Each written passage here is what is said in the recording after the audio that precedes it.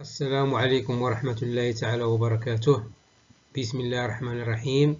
Mes chers élèves, aujourd'hui on va faire une nouvelle leçon dont le titre est la masse. Qu'est-ce que donc la masse d'un corps? La masse d'un corps est une grandeur physique qui nous informe sur la quantité de matière qui compose ce corps. Avec quoi mesure-t-on donc la masse d'un objet? On mesure la masse d'un objet à l'aide d'un instrument qui s'appelle la balance.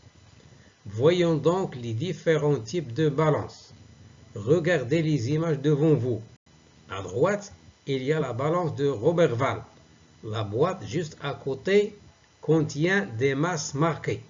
Puis, il y a la balance commerciale, ensuite le trébuchet, ensuite la balance électronique. Il y a aussi le pesant, la balance romaine, les balances médicales, la balance à bras égaux, le pèse-personne, la balance de cuisine.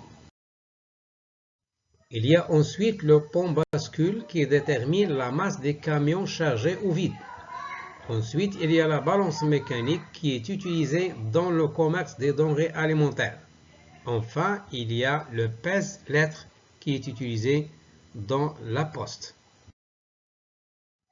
Voyons maintenant comment déterminer la masse avec une balance Roberval. D'abord, on va étudier uniquement la simple pesée. Pour réaliser une simple pesée avec une balance Roberval, on effectue les opérations suivantes. Premièrement, il faut équilibrer la balance. Une balance est en équilibre lorsque l'aiguille est en face du repère. Les plateaux sont dans ce cas au même niveau. Si la balance n'est pas en équilibre, on établit l'équilibre à l'aide d'objets de masse faible.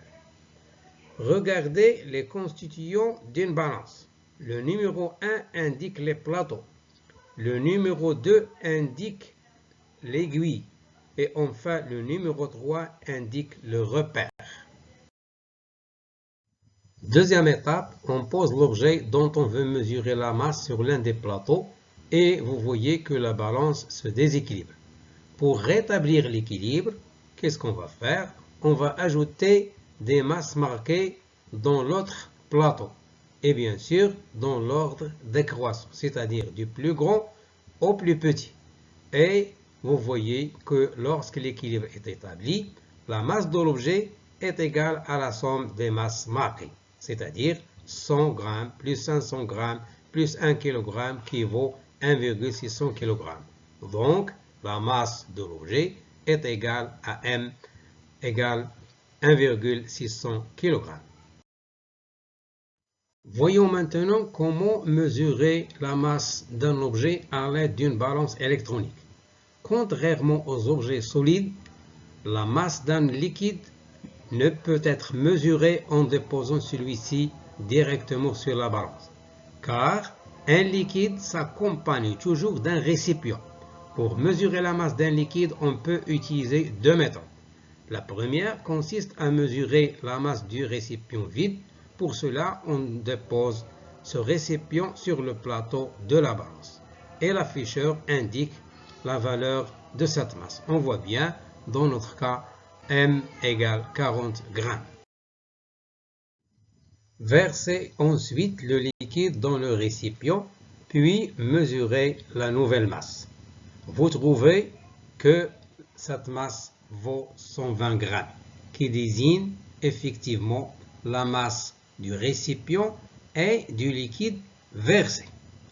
Pour trouver la masse du liquide, il suffit de retrancher la masse du récipient de la masse de l'ensemble, c'est-à-dire la masse totale qui vaut 120 g, ce qui montre que la masse du liquide est M égale 120 g moins 40 g égale 80 g. Voyons maintenant la deuxième méthode, qui est plus simple et plus rapide. Pour cela, on place le récipient vide sur la balance et on effectue une table, bien sûr en appuyant sur le bouton table. Et il s'agit d'une remise à zéro de l'affichage de la balance. Regardez bien au départ, l'afficheur indique la valeur 40 grammes qui est la masse du récipient. Et après avoir appuyé sur la tare, on observe que cette masse devient zéro, c'est-à-dire tout se passe comme si le récipient n'existe plus. Après, on verse le liquide dans le récipient. La masse du liquide est affichée directement.